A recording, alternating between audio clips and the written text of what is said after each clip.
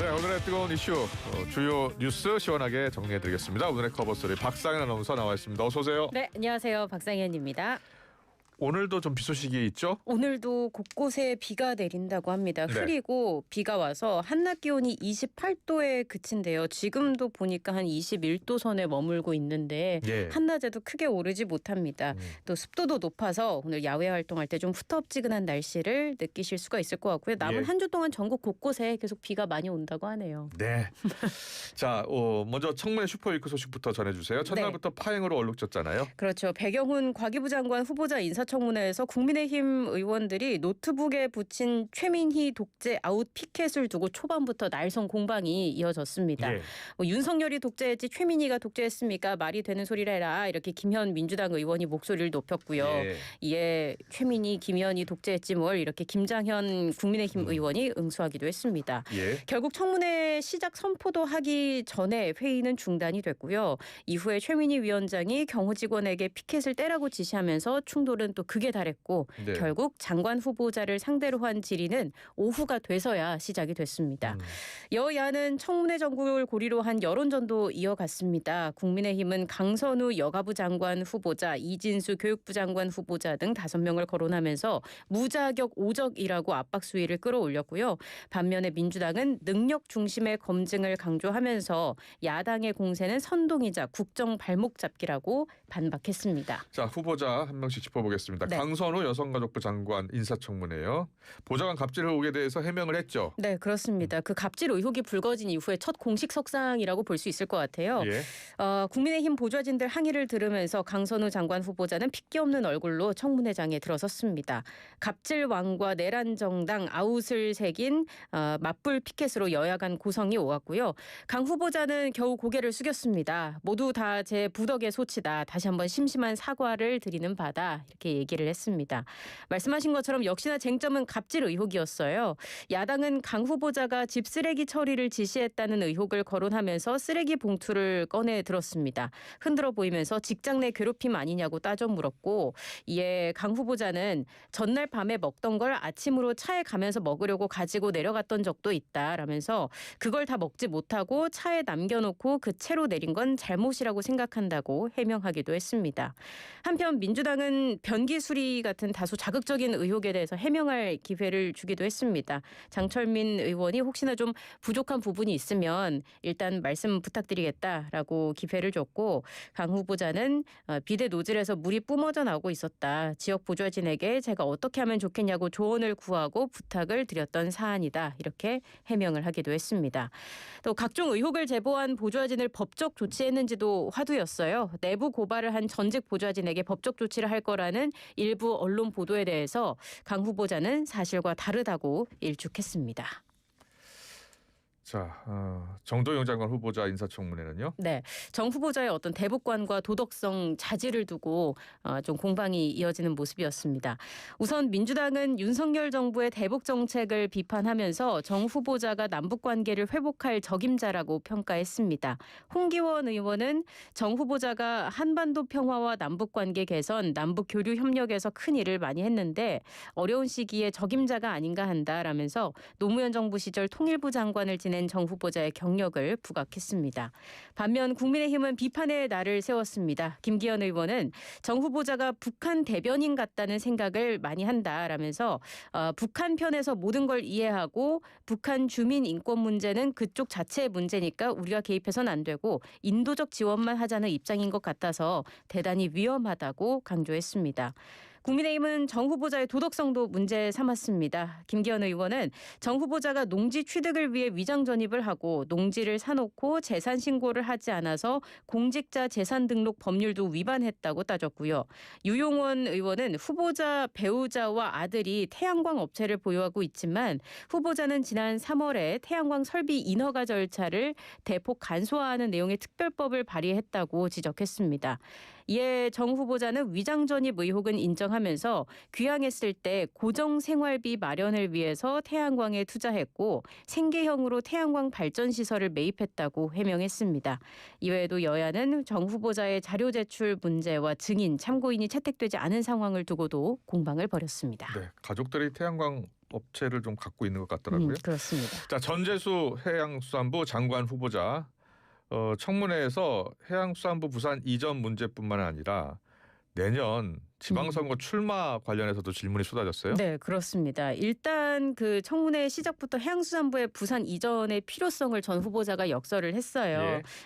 그에 대해서 여당은 전 후보자의 힘을 보탰고 야당에서는 부산 지역 의원들은 환영한 반면에 다른 지역 의원들의 비판이 있기도 했습니다.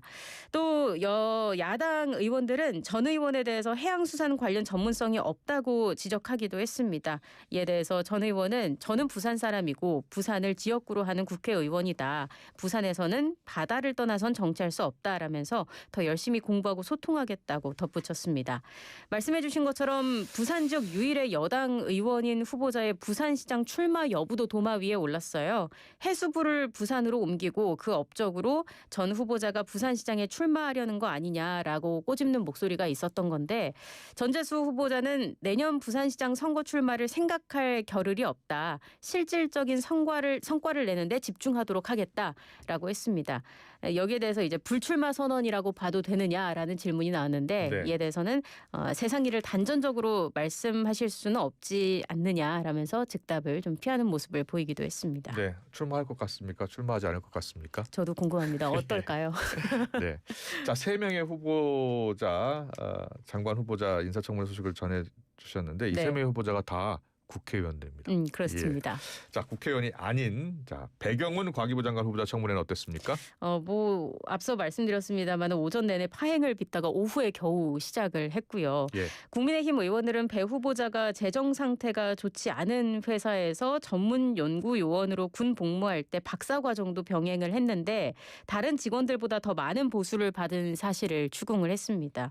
여기에 대해서 배경훈 후보자는 일당백으로 3, 4인분의 역할을 했다고 생각한다. 라면서 그래서 연구소장이 특별 인센티브를 줬다고 이야기를 했고요.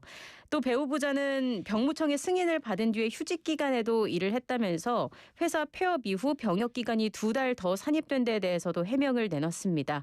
세무서상으로는 폐업을 했지만 기업 부설 연구소가 청산되는데 2개월의 시간이 걸렸다고 해명을 내놨습니다. 네, 자, 청문회 슈퍼위크 첫날입니다. 네. 금요일까지 계속 이어지고요. 오늘은 어떤 후보자들에 대한 인사청문회가 있습니까? 오늘은 권오울 국가보훈부 장관 후보자, 안규백 국방부 장관 후보자, 한성숙 중소벤처기업부 장관 후보자, 김성환 환경부 장관 후보자, 그리고 임광현 국세청장 후보자 이렇게 5명에 대한 인사청문회가 실시됩니다. 오늘 여야의 좀 강한 충돌이 예상되는 현장은 권 후보자랑 한 후보자에 대한 청문회가 아닐까 싶습니다. 예. 권오울 후보자 청문회에서는 그가 같은 기간에 여러 곳의 업체에서 일한 겹치기 근무 의혹 등이 쟁점이 될 것으로 보이고요. 네. 또 한 후보자의 경우에는 농지법 위반 의혹과 가족 상대 아파트 편법 증여, 삼청동 한옥 헐값 임대 의혹 등이 제기된 상태이기 때문에 야당 의원들의 질의가 집중될 것으로 보입니다. 강대강 대치가 어제처럼 도돌이표처럼 반복되지 않을까라는 전망이 나오는데 도덕성이나 정책 역량 검증이라는 청문회 본연의 기능을 수행할 수 있을지에 대한 우려도 나오는 게 사실입니다. 네, 계속해서 내란 특검 소식입니다. 윤석열 전 대통령 소환 계속 통보하고 있는데 거부하고 있어요. 네. 네, 특검이 이제 강제 구인 카드를 꺼냈습니다. 하지만 조사는 이뤄지지 않았습니다. 예. 재구속된 윤석열 전 대통령의 특검 조사가 또다시 불발이 됐어요. 윤 전 대통령 변호인단은 앞서 건강상의 이유로 조사가 어렵다는 불출석 사유서를 제출했고 이후 사정이 바뀌지 않았다고 설명을 했습니다. 이렇게 출석 요구에 2차례 다 불응을 하니까 특검이 결국 강제 구인에 나섰는데 특검이 인치를 요청한 오후 3시 반이 지나도록 윤 전 대통령의 모습은 볼 수 없었습니다.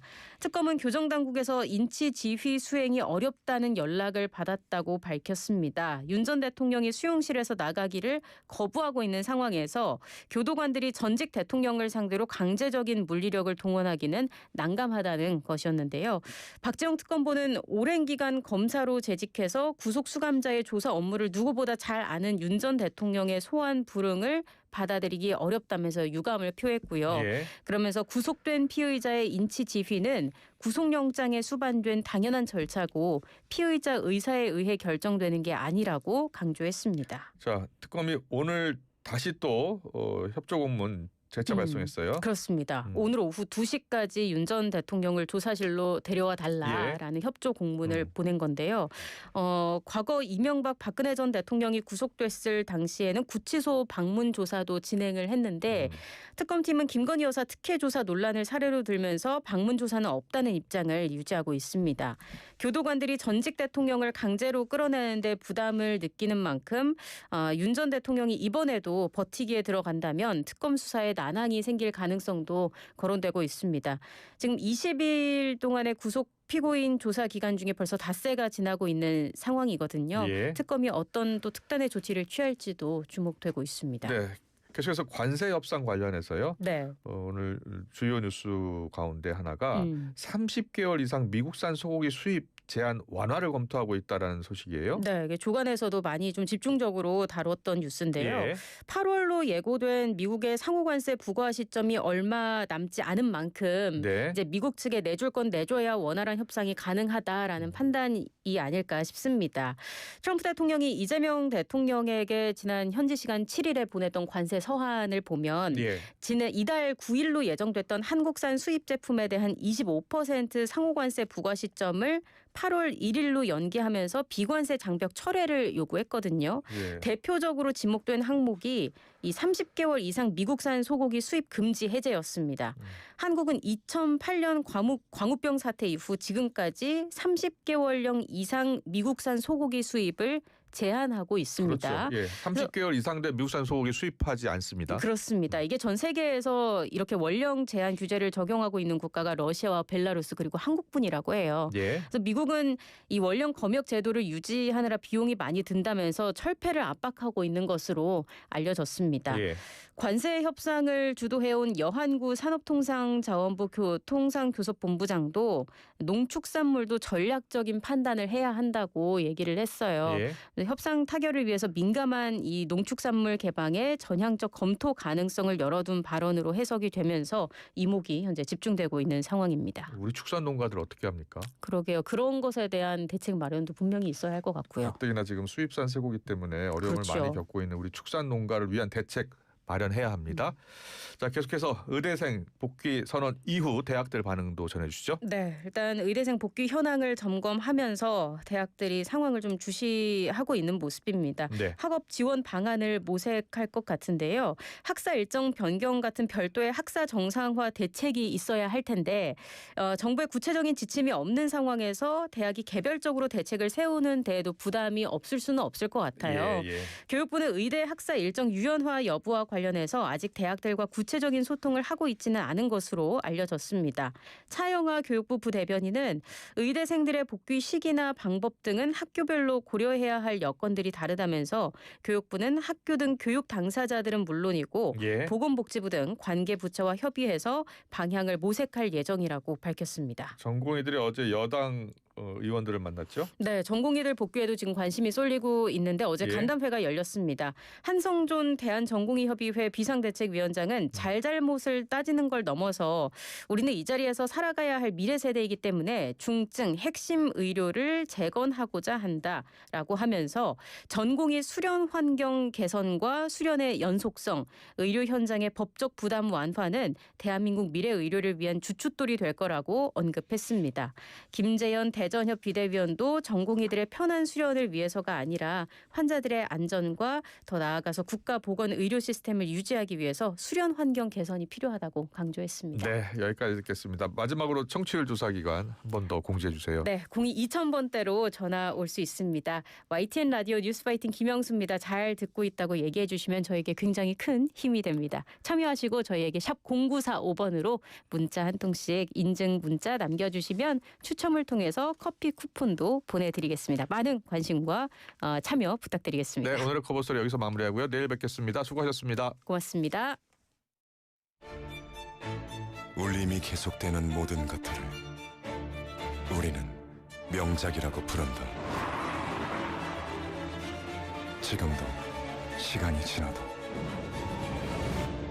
메르세데스 벤츠 S클래스 지금 가까운 전시장에서 모든 인쇄 가능한 성원 에드피아. 온라인 주문 간편한 성원 에드피아. 누구든지 어디서나 쉽고 빠르게 인쇄의 유토피아 성원 에드피아. 여름에는 부채 판촉물 다양한 부채 역시 성원 에드피아.